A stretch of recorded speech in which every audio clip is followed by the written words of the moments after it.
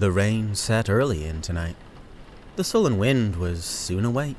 It tore the elm tops down for spite, and did its worst to vex the lake. I listened with heart fit to break, when glided in Porphyria. Straight she shut the cold out and the storm, and kneeled and made the cheerless grate blaze up, and all the cottage warm. Which done, she rose, and from her form withdrew the dripping cloak and shawl, and laid her soiled gloves by, untied her hat, and let the damp hair fall. And last she sat down by my side and called me. When no voice replied, she put my arm about her waist, and made her smooth white shoulder bare, and all her yellow hair displaced, and, stooping, made my cheek lie there, and spread o'er all her yellow hair, murmuring how she loved me. She, too weak, for all her heart's endeavor, to set its struggling passion free from pride, and vainer ties dissever, and give herself to me forever.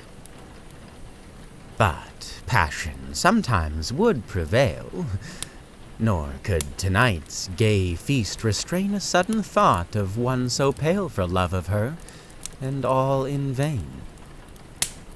So she was come through wind and rain. Be sure I looked up at her eyes, happy and proud. At last I knew Porphyria worshipped me. Surprise made my heart swell, and still it grew while I debated what to do. That moment, she was mine. Mine! Fair, perfectly pure and good. I found a thing to do, and all her hair in one long yellow string I wound 3 times her little throat around and strangled her. No pain felt she. I'm quite sure she felt no pain. As a shut bud that holds a bee, I warily oped her lids. Again laughed the blue eyes without a strain. And I untightened next the tress about her neck.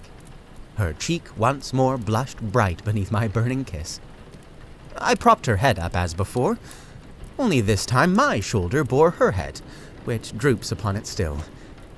The smiling, rosy little head, so glad it has its utmost will, that all it scorned at once is fled, and I its love am gained instead.